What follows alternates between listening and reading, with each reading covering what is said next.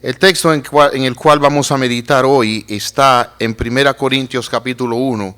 Habiendo leído con cuidado sobre la crucifixión, ahora les invito a que juntos veamos lo que es la cruz en la vida cristiana, lo que es la crucifixión para nosotros, lo que es la crucifixión y la cruz para el mundo.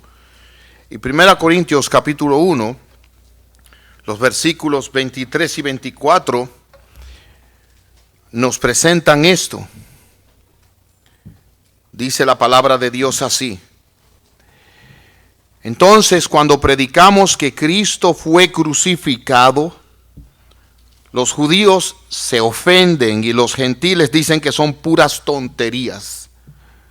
Sin embargo, para los que Dios llamó a la salvación, tanto judíos como gentiles, Cristo es el poder de Dios y la sabiduría de Dios. Vamos a orar. Señor y Dios, ayúdanos. Ayuda a tu siervo en su inmensa y extrema debilidad y trae una palabra que sea de aliento, pero sobre todo una palabra de luz y convicción para los que no te conocen. Señor, ven, y aquellos que tú has traído aquí y que toman el pecado con ligereza, puedan hoy entender la seriedad y la gravedad del pecado. Puedan darse cuenta del daño, de la consecuencia. Y cómo tú lo tratas, que enviaste a tu Hijo a morir en la cruz para quitar el pecado del mundo. Ven sobre tu siervo en su necesidad inminente. En el nombre de Jesús. Amén. Le voy a hacer una pregunta que creo que va a trazar bien claro el camino que vamos a recorrer. ¿Quién fue que crucificó a Jesús? ¿Quién lo crucificó? ¿Acaso fue Judas? Porque lo traicionó. ¿Creen ustedes que fueron los líderes religiosos que se pusieron de acuerdo con Judas para traicionarlo y crucificarlo? ¿Creen ustedes que fue el pueblo judío que gritó: crucifíquenle, crucifíquenle? ¿O creen ustedes que quizás fueron los romanos, literalmente, los que pusieron los clavos en sus manos, en sus pies, y lo clavaron ahí? Oiga la respuesta: ninguno de ellos. Fue Dios. Dios, el que en su soberana potestad diseñó un plan en la eternidad, que su Hijo iba a morir en la cruz para salvar pecadores. Aunque ellos no estaban conscientes, ellos estaban llevando a cabo el plan de Dios. Mírenlo cómo es la maravilla de nuestro gran Dios. Ellos en su maldad hicieron lo que hicieron, pero cuando lo hicieron sin saberlo, estaban cumpliendo el plan que Dios había determinado. Escuchen la palabra de Dios. En Hechos capítulo 2, pueblo de Israel, versículo 22, se escucha: Dios públicamente aprobó a Jesús de Nazaret al hacer milagros poderosos, maravillas y señales por medio de él. O sea, él fue probado como el profeta, el Mesías tuyo, por las señales que hizo. Ahora oiga, pero Dios sabía lo que iba a suceder. Su plan determinado, predeterminado, se llevó a cabo cuando Jesús fue traicionado. Otra vez, el plan predeterminado de Dios se cumplió cuando Jesús fue crucificado. Hechos capítulo 4, escuche lo que dice, versículos 27 y 28. De hecho, aquí es la iglesia hablando cuando fueron liberados Pedro y Juan. De hecho, eso ha ocurrido aquí en esta misma ciudad. Escuchen, pues Herodes Antipas, el gobernador Poncio Pilato, los gentiles y el pueblo de Israel estaban todos unidos en contra de Jesús, tu santo siervo, a quien tú ungiste. Le leo ese versículo otra vez. Herodes Antipas, el gobernador Poncio Pilato, los gentiles y el pueblo de Israel estaban todos unidos en contra de Jesús, tu santo siervo, a quien tú ungiste. Y ahora mire versículo 28. Escuche la palabra de Dios. Dice: sin embargo, todo lo que hicieron ya estaba determinado de antemano de acuerdo con tu voluntad. Y Jesús mismo lo dijo cuando, noten a Juan el Bautista predicando cuando él vio a Jesús. Él dijo: he aquí el cordero de Dios que quita el pecado del mundo, porque al templo la gente traía su cordero. Y yo tenía que venir al templo, ustedes vinieron así hoy, pero cada uno traía un animal. Imagínense allí a cada uno esperando el animal suyo en la puerta. Y ese animal iba a ser sacrificado aquí, mire cómo, poniendo la mano a usted y poniendo la mano al animal. Y la clave era esta: los pecados suyos pasaban ahora a ese animal, porque Dios estableció que el pecado solo se cura con muerte. Así que ahí pasaban al animal los pecados suyos, y ahí era el animal degollado y moría. Ahora dice Juan, Dios ha traído un cordero. ¿Quién? Su Hijo. Y ese es para quitar el pecado del mundo. Primera de Pedro, oiga cómo lo pone, se lo voy a leer. Primera de Pedro capítulo 1. Asegúrense bien por lo que van a oír. Ustedes saben que Dios pagó un rescate para salvarlos de la vida vacía que heredaron de sus antepasados. No fue pagado con oro ni plata, los cuales pierden su valor, sino que fue pagado ese rescate por la preciosa sangre de Cristo, el Cordero de Dios, que no tiene pecado ni mancha. Ahora escuche, Dios lo eligió como el rescate por ustedes mucho antes de que comenzara el mundo. Pero ahora en estos últimos días Él ha sido revelado por el bien de ustedes. Hermanos, miren, en la Florida una de las cosas que estamos viendo son estos proyectos de viviendas desarrollándose de la noche a la mañana. Ayer fuimos a visitar a Jenny y me sorprendió que yo vi ese proyecto donde ella vive cuando era tierra. Y ahí está lleno de casas. ¿A alguien se le ocurre pensar que esos proyectos, esas casas, se construyeron sin un plan? Como que comenzaron y tiraron mucha tierra y de repente se fueron armando esas casas. Eso es una estupidez. Pues mire, nunca piense que lo que ha pasado en el mundo no ha sido el plan de Dios. Todo está saliendo perfectamente según la voluntad de Dios, aunque nosotros lo vemos mal, como los discípulos vieron la muerte de Jesús mala. Nuestro Dios reina. Nuestro Dios reina y su voluntad se lleva a cabo.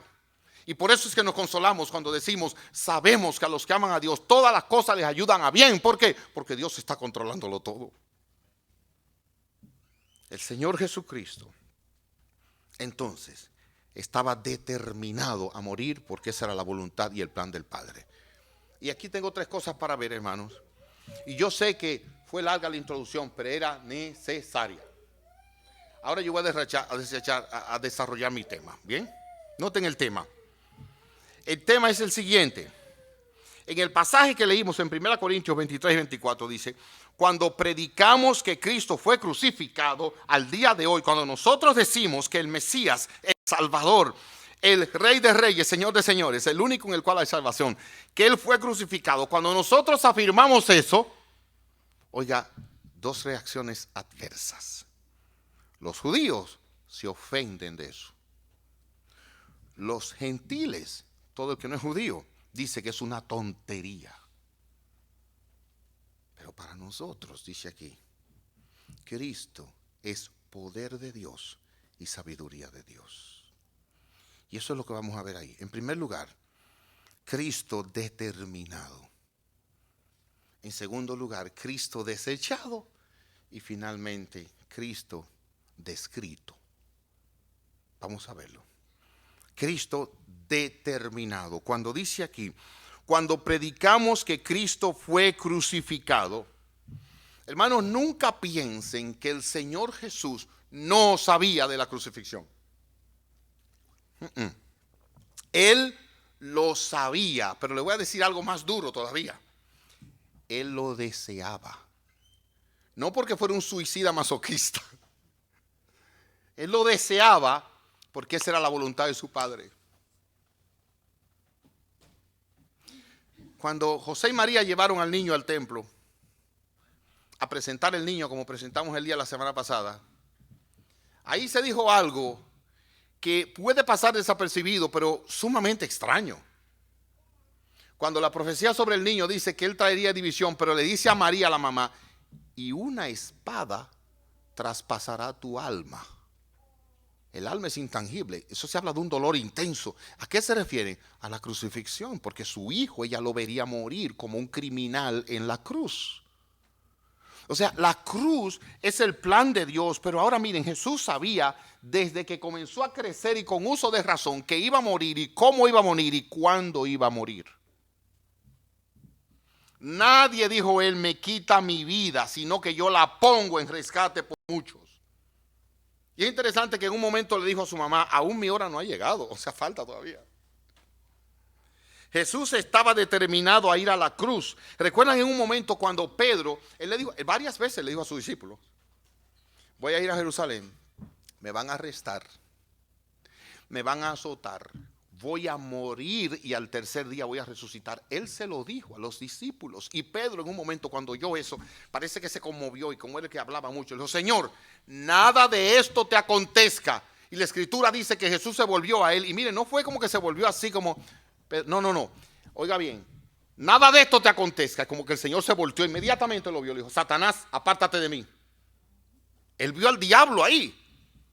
Porque el diablo no pone las cosas en la mira en las cosas de Dios, sino en la de los hombres. Y él le dijo, yo tengo que ir a morir. Yo vine a morir. El Hijo del Hombre vino a buscar y a salvar lo que se había perdido, dando su vida en la cruz. Eso no fue un plan B. Eso estaba programado antes de la fundación del mundo. Y cuando Pablo dice, predicamos a Cristo crucificado, estamos predicando el plan y la voluntad de Dios. Cuando él dijo, uno de ustedes me va a entregar, y los discípulos dijeron, ¿quién? Y de repente Judas dijo, soy yo. Tú lo has dicho. Oigan lo que él le dijo, lo que vas a hacer, hazlo. Hermanos, yo quiero que ustedes entiendan esto. Jesucristo quiso venir a morir en la cruz. ¿Y saben para qué? Para que tú, que has creído en él, el día que mueras, entres a la gloria sin castigo por tus pecados. Bendito sea su nombre. Alabado sea el nombre de él. Ustedes están entendiendo la trascendencia de esto. Cuando él está orando en Getsemaní, fue un momento de dificultad porque él vio de cerca ya la hora. Él le dijo a sus discípulos, ahora viene la hora de las tinieblas, lo estoy viendo claro lo que viene. Y entonces de repente dice la Biblia que él sudó sangre, porque el estrés fue tan intenso que rompieron vasos capilares en su piel. Y en ese momento, él, dice la bendita palabra de Dios, le dijo al Padre, Padre, si es posible, pasa de mí esta copa. En otras palabras, Señor, no quiero separarme de ti, no quiero probar en este momento el pecado que nunca he conocido, eso tan amargo que nos hace sufrir. No quiero ahora llevar sobre mí la amargura, el peso, la desgracia del infierno. Padre, aparta de mí esta copa. Y el Padre le dijo, no, a eso viniste. Y entonces él le respondió, sí, pero sea hecha tu voluntad y no la mía. Y así él fue a la cruz a entregar su vida. Ahora, déjeme explicarle algo. Y con esto quiero ser cuidadoso y quiero ser sumamente respetuoso. Nosotros vemos la cruz con mucha ligereza porque estamos acostumbrados a ver la cruz. Para nosotros eso no tiene realmente la trascendencia que tuvo en los días de Jesús. Imagínense que en lugar de la cruz nosotros pongamos delante una sillita eléctrica. Piénsalo.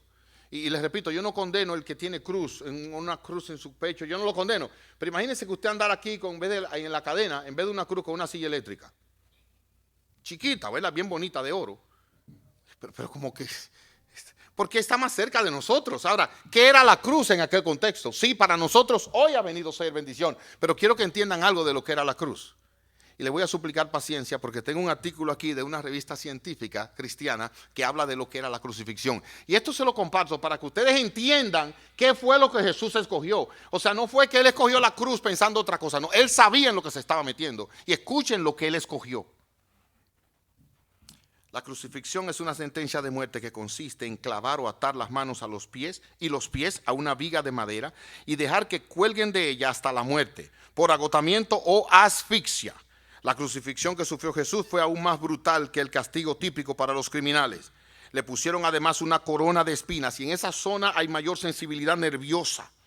Le golpearon por el camino, le escupieron, se burlaron de él, le humillaron. Y él los soldados crueles tuvieron que pedirle a Simón de Cirene que cargara la cruz, porque Jesús ya no podía más físicamente. Había amanecido golpeado, maltratado. Y él escogió esto. Yo quiero que usted entienda esto y por favor lléveselo en su corazón. Él escogió eso por ti. Y sal de aquí dándole gloria a él y amándolo más por el resto de tus días. Sí, porque si no podemos quitar eso. A veces les rompen las piernas a los criminales para acelerar el proceso. Cristo fue atravesado en el costado y se determinó que ya estaba muerto. Y al no romperle los huesos cumplieron la escritura. La crucifixión fue inventada por los persas entre los años 300 y 400. Es muy probable la muerte más dolorosa jamás inventada por la humanidad. Su castigo estaba reservado, oigan bien, para esclavos, extranjeros, revolucionarios y criminales. Y a los romanos no los crucificaban, porque era una muerte demasiado vergonzosa y dolorosa. La pieza vertical permanecía en aquel lugar y el crucificado caminaba solamente con la pieza que atraviesa sobre él. Y ni aun eso Jesús lo podía cargar. Cuando llegaba allá, lo clavaban a esta parte y lo levantaban así cruelmente, como si fuera un animal, hasta enganchar esa pieza con la otra. Es probable que los clavos pasaran por las muñecas de Jesús y de esa manera podía tener más resistencia, porque por aquí pudo haber un desgarramiento, pero aquí había una resistencia para que colgara como ellos querían, vergonzosa y dolorosamente. El cuerpo no quedaría solo sujeto a la cruz. El cuerpo y la parte de atrás, su espalda, estaban despegadas de la cruz. Pero estaba tan maltratada la espalda de Jesús que el roce era un dolor insoportable. Y él no tomó nada para calmar ese dolor. Es muy probable que sus brazos también hubiesen sido amarrados a la cruz para que pudiera resistir un poco más. Porque la clave de la crucifixión no estaba en matarlo o matarlo rápido, sino que sufriera vergüenza y humillación. Ya en esa condición, es probable también que en el caso de Jesús le hayan clavado los pies a un soporte que había pegado a la cruz con la única intención de extender su muerte, porque mientras él colgaba, él no podía respirar y se ayudaba extendiendo las piernas, cogía aire y volvía otra vez a bajar. Se iba asfixiando en el dolor. Igualmente, en esa condición, para hablar, el aire debe pasar por las cuerdas vocales durante la exhalación. Y dice aquí que a pesar de que Jesús ni podía hablar, gloria a su nombre, aún en esa debilidad y en ese dolor, tenía en mente cumplir las santas escrituras. Y el Viernes Santo, no se pierdan el servicio que se está haciendo aquí, pero vamos a estar hablando de lo que Jesús dijo colgado en la cruz. Es un servicio maravilloso que están preparando un grupo aquí. No se lo pierda. La dificultad también iba produciendo, como les digo, una asfixia. Y aquí, en este caso del Señor Jesucristo, la disminución del oxígeno estaba afectando igualmente su corazón. Había un colapso pulmonar, había una insuficiencia cardíaca, además había una deshidratación. El oxígeno no llegaba a los tejidos, por lo tanto, es muy probable que en ese cuadro clínico Jesús finalmente muriera de un ataque al corazón. Y él quiso esa muerte. Mi memoria me falla. ¿Por qué él quiso esa muerte? Dímelo tú. ¿Por qué él quiso esa muerte? ¿Saben por qué? Por ti. Porque Dios es un Dios justo. Y él ha establecido condenar el pecado. Como usted espera que un juez condene a un criminal, bueno, él dice que él va a condenar al pecador. Y atento a eso, todo pecador es condenado en el justo juicio de Dios. Pero Dios diseñó un plan en la eternidad. ¿Cuál? Voy a enviar a mi hijo para que todo aquel que cree en él, mi hijo, sufra por esa persona que creyó en él. Y esa persona sea librada de este castigo que en mi justicia debo hacer sobre el pecador. Y esa persona sea declarado justo, esa persona sea declarado un santo y sea redimido. Ahora entiendan, hermanos. En segundo lugar, nosotros encontramos aquí a Cristo despreciado. Los judíos se ofenden, dice el versículo que estamos estudiando, y los gentiles dicen que son puras tonterías. Vamos a pensar por un momento. Les invito a que en su casa lean el capítulo completo de 1 Corintios 1, porque ahí se habla más extensamente de lo que estoy diciendo y lo que voy a decir ahora. Pero he aquí que los judíos tenían una forma de confirmar quién venía de parte de Dios, y era con una señal.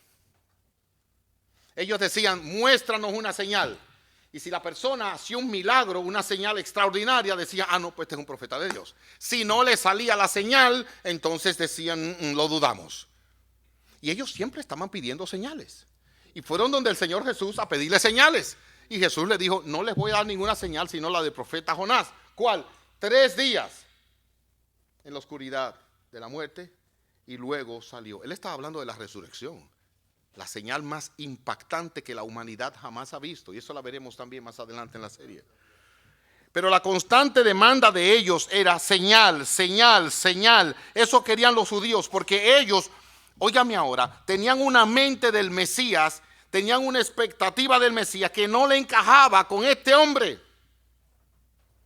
No les encajaba.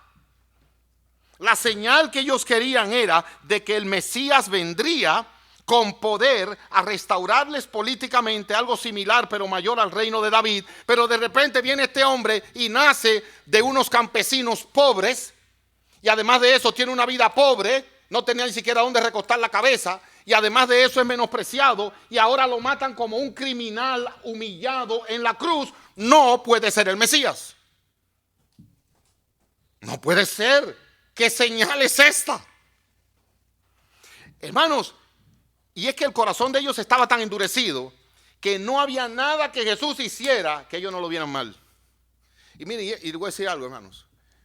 Yo siempre digo, y eso me sostiene, el que no me va a creer, no importa lo que yo le diga.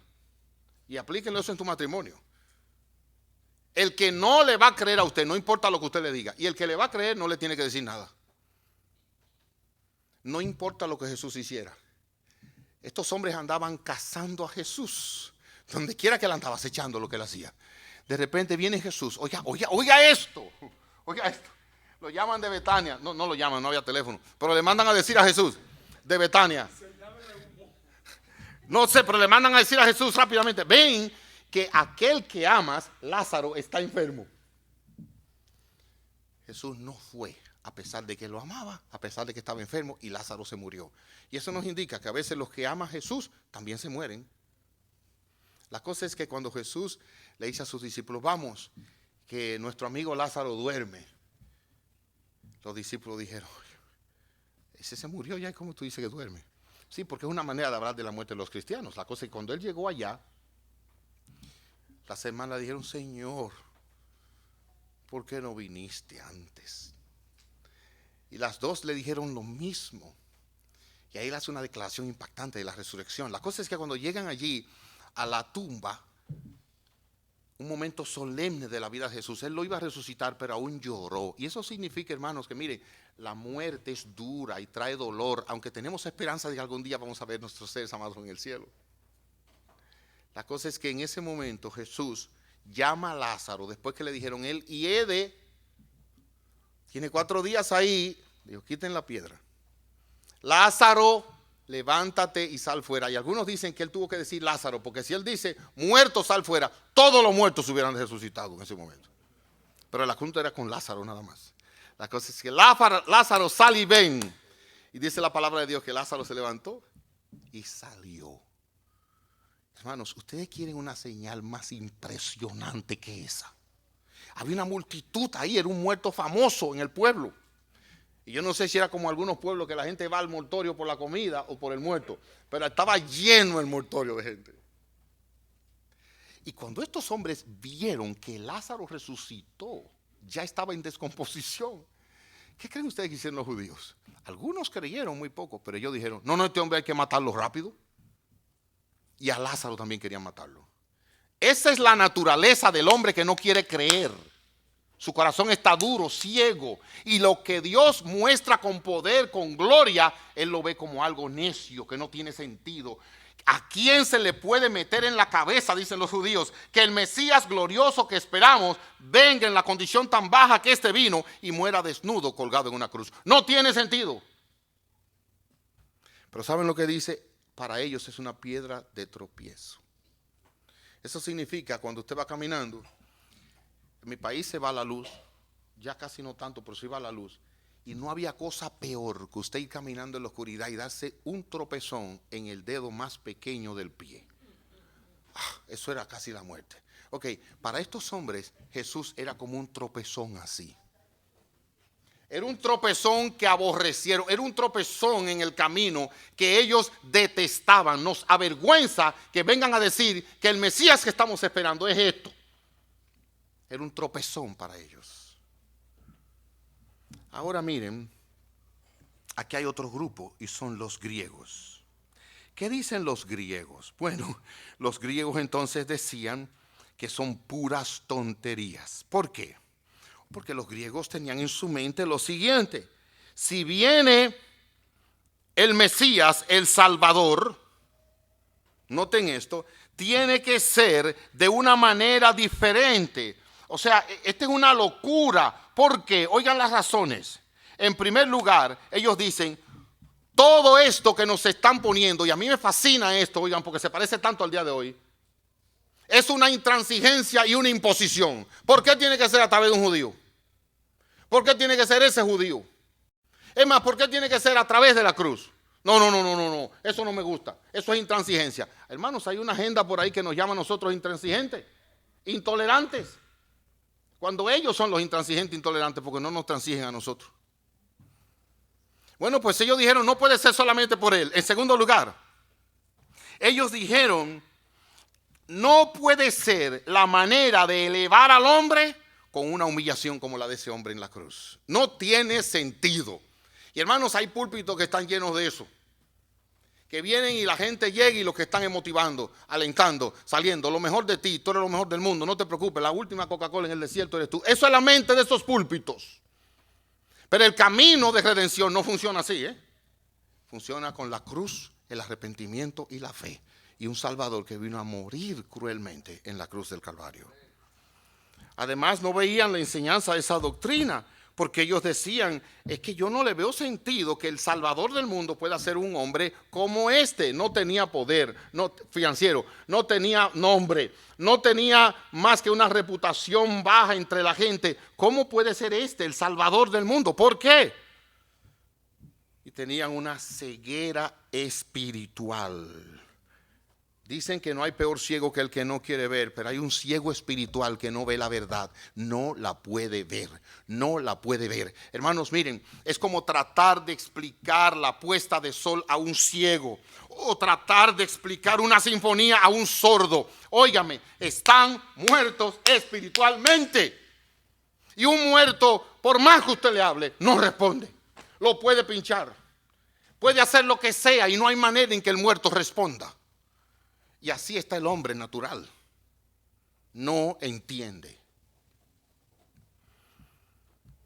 Hemos visto Cristo determinado a la cruz. Lo hemos visto despreciado, finalmente definido. Miren el versículo 24. Sin embargo, para los que Dios llamó a la salvación, tanto judíos como gentiles, Cristo es el poder de Dios y la sabiduría de Dios. Y para mí esto es maravilloso. Mientras para algunos Él es despreciable, Él no es lo que vino a ser. Él es una vergüenza, una piedra de tropiezo, algo que no tiene sentido, algo que no tiene explicación. Para nosotros, Él es el poder de Dios. Él es la sabiduría de Dios. Pero noten aquí lo primero que dice. ¿Para quiénes? Para los que Dios llamó a la salvación. Se los repito. Para los que Dios llamó a la salvación. Miren, hay dos tipos de llamamiento en la Escritura. Hay un llamamiento general. Todo el que está aquí oye el llamamiento, cree en Jesucristo, arrepiéntete, dale tu vida a Él. Lo oyen, lo entienden en español. Ese es el llamamiento general.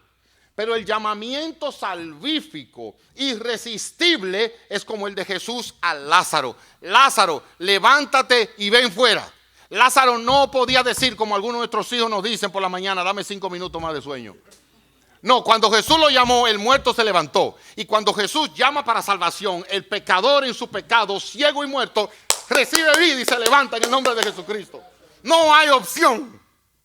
Dios es todopoderoso. Y el día que usted se convirtió, no diga, bueno, ya yo estaba cansado de la vida y realmente yo tenía que buscar un cambio en mi vida, estaba cansado. No, Dios lo guió a ese momento con frustración, sufrimiento, lo que sea, para que ahí su corazón se quebrantara y ahí salvarlo poderosamente y llamarlo por la predicación. Y miren bien, Dios llama por la predicación, hermanos, de su palabra. Es verdad, Él puede usar cualquier medio, pero Él llama por la predicación de su palabra. Y me gusta como Pablo lo dice. Para nosotros, ¿qué es Él? Poder de Dios, sabiduría de Dios. Y les voy a explicar por qué. Porque ciertísimamente, cuando una persona tiene un encuentro salvador con Jesucristo y es llamado a salvación, escuche bien esto por favor, hay una transformación que se llama nuevo nacimiento. Usted un día salió del vientre de su mamá. No tiene duda de eso porque usted está aquí sentado. Asimismo, los que conocen a Cristo experimentan un nuevo nacimiento espiritual. Y pueden decir, antes yo era así, pero ahora mira cómo soy por el poder de Dios que ha obrado en mí. Y por eso la Escritura dice, de modo que si alguno está en Cristo, nueva criatura es. Las cosas viejas pasaron, he aquí todas son hechas nuevas. Pastor, pero eso es muy simplista. Pero eso es lo que no entienden los gentiles, que para ellos es locura. Fue un bandido, sí. Adúltero, sí. Mentiroso, sí. Ladrón, sí. Pero vino a Cristo y se arrepintió, es una nueva criatura. Y ve a ver los frutos. Ve a ver la transformación de Dios en su corazón. Ve a verlo. Este esposo era un adúltero, este esposo era un sinvergüenza, un abusador, desconsiderado. Conoció a Jesucristo y este hombre está transformado. Alabado sea Dios. Me encontré esta semana con un hombre en el gimnasio. Y ya yo sabía que él era creyente, porque un día yo estaba orando con otro en el gimnasio y él estaba mirando así. Y desde allá yo no me oía en el gimnasio. ¡Aleluya! Entonces ya ustedes saben que el hombre está en eso. Entonces lo hablé con él ahora. Y me impresionó este hombre. ¿Saben por qué? Porque me contaba esta semana de su conversión. Le salió de su corazón.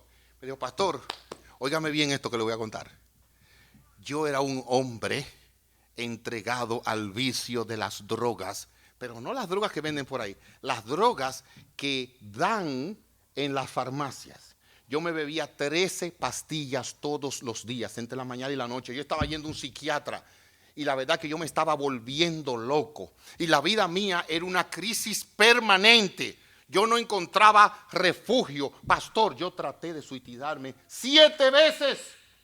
Y en una de esas mías me encontró que traté de ahorcarme y no funcionó. Un día mi esposa me dijo, yo voy a la iglesia. Y ella estaba yendo a la iglesia. Y en esa iglesia él veía el cambio y él veía la manera en que caminaba. Y un día le dijo, vamos a la iglesia. Él dijo, está bien, vamos. Y sin saber por qué cogió para la iglesia. Y este hombre me dice, pastor, tan pronto entré por la puerta, estaban tocando el piano. Ahí mi corazón se quebrantó y comencé a llorar. Yo no sé por qué. Y no podía contener mis lágrimas. Ese día cuando predicaron y presentaron el evangelio, ahí me convertí y nací de nuevo. Jamás he vuelto a tomar una sola pastilla. Jamás he estado en depresión y vivo en la victoria que solamente da el Señor Jesucristo y en su poder. Bendito sea su nombre. ¡Ja! Esto no es juego. Esto no es juego. Para ellos es una piedra de tropiezo. Para los otros es una necedad. Pero para nosotros que hemos creído, este es el poder de Dios que transforma. Pero también sabiduría de Dios. Porque miren cómo funciona la mente. ¿Dios es justo? Claro que sí. ¿Y Dios debe condenar el pecado? Por supuesto, porque si no fuera injusto. ¿Cómo Dios condena el pecado? Bueno, castigando al pecador. ¿Qué es el pecador? Un hombre Entonces miren el plan de Dios. Yo me voy a hacer hombre. Mi hijo se hizo hombre y vivió entre nosotros y comió como nosotros y durmió como nosotros y tuvo sed como nosotros y sudó como nosotros y se cansó como nosotros y murió igual que nosotros morimos, pero sin pecado. ¿Para qué? Para que en el tribunal de Dios el pecador que cree en él pueda ser declarado justo y sin pecado. ¿Por qué? Miren por qué. Porque cuando estamos ante el tribunal de Dios, y esto es la justificación por la fe, Dios dice: José García, mira, tú no hiciste esto. Mira, tú debiste haber hecho aquello. Tú debiste acá. Violaste la ley aquí. No cumpliste mi ley. Por lo tanto, tú no puedes entrar a mi presencia. Yo soy un Dios completamente y perfectamente santo. Y miren qué hizo el Señor. Tú crees en mi hijo. ¿Qué te parece si yo pongo la vida perfecta de él en la cuenta tuya? Esa es la justificación. La justificación. Él hizo todo lo bueno que había que hacer en mi lugar. Pero resulta que hay otro problema. Yo soy un pecador, he pecado y sigo pecando.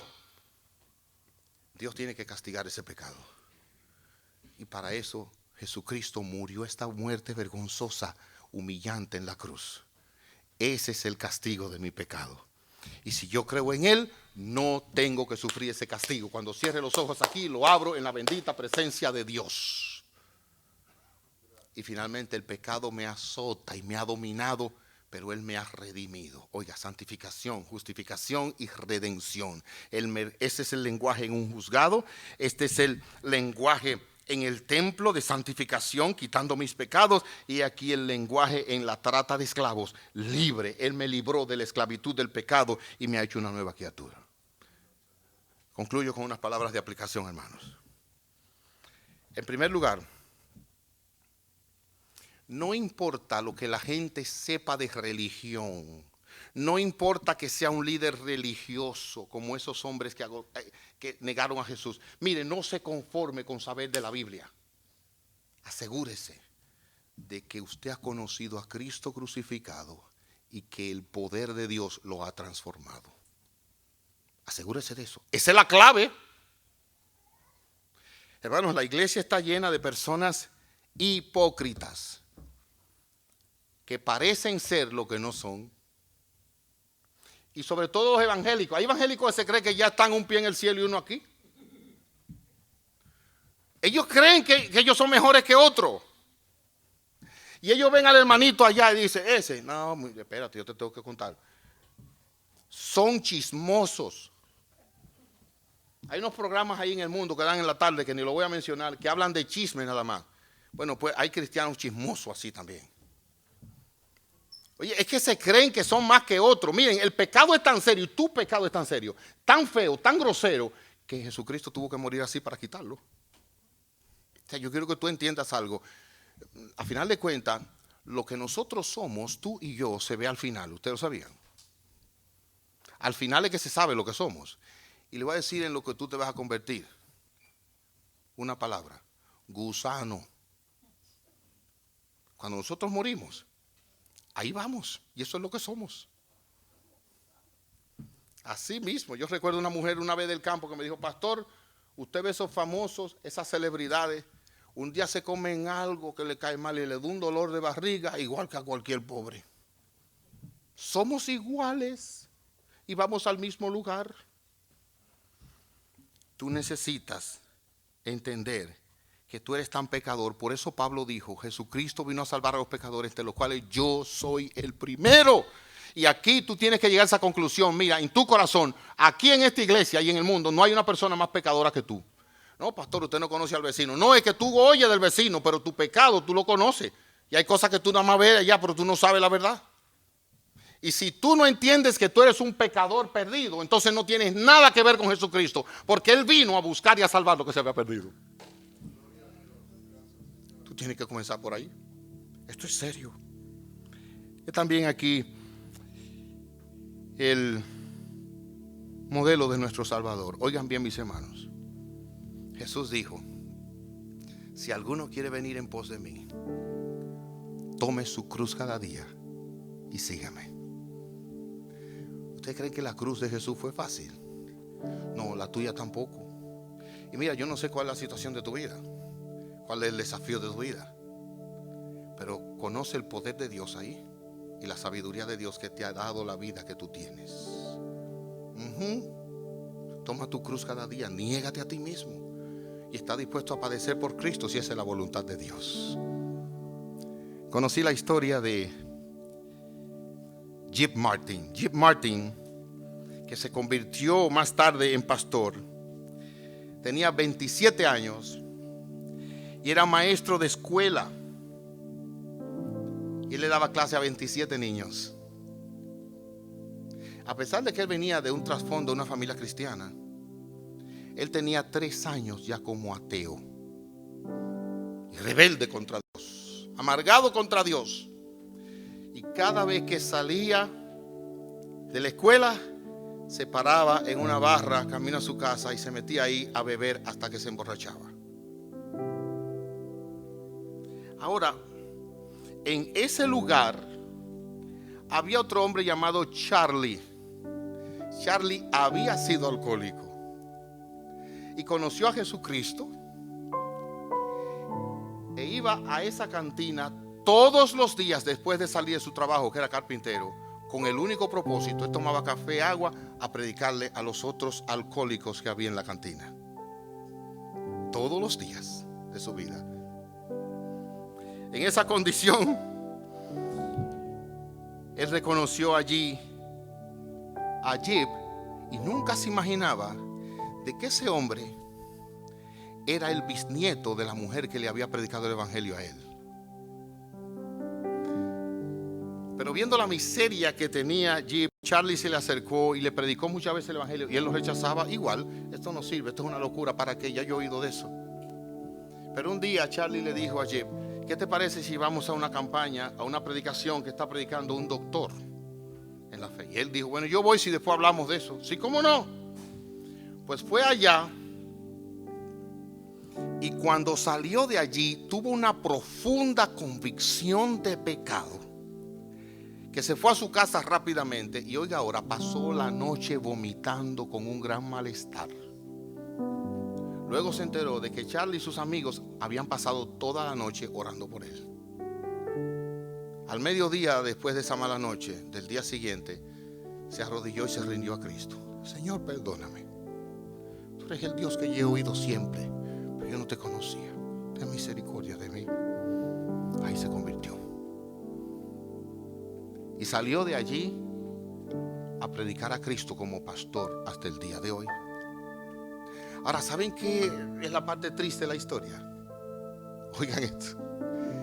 Charlie, que fue el que le predicó allí en la cantina, no lo recibía ninguna iglesia del pueblo, porque cuestionaban que él seguía metiéndose en la cantina, sin saber que este hombre lo que bebía era café, agua y estaba predicando el evangelio.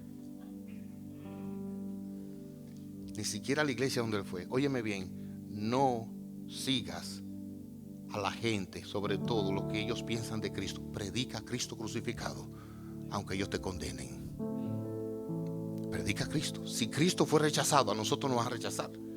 Y yo espero que tú salgas de aquí hoy diciendo: sí, Jesucristo murió por mí. ¿Cómo yo no lo voy a confesar públicamente? Si sufrió lo que sufrió para darme salvación, Él me amó así. Yo no lo voy a hablar así en reciprocidad. ¿Usted sabe por qué amamos tanto a nuestras madres? Por lo que pasan ellas para parirnos y lo que pasan para criarnos. Jesucristo hizo todo eso por ti. Óyeme, es mucho pedirte a ti que rindas todo tu corazón y tu vida a Él, a tener una vida negándote a ti mismo, a tener una vida que sea en obediencia a la palabra de Él, arrepintiéndote de tus pecados, que es horroroso, y siguiéndolo a Él en obediencia y fe. Es demasiado pedir. Ríndete ahí donde estás a Cristo ahora. Inclina tu rostro y dile: Señor, perdona mis pecados. Perdóname. Tú has sufrido la cruz por mí y yo te necesito. Perdóname. Te pido que tú me cambies mi corazón y mi vida en esta hora. Que tú me des una nueva vida. Yo quiero ser diferente. Ayúdame, ayúdame, ayúdame. Te lo ruego, oh Señor, en tu bendito nombre.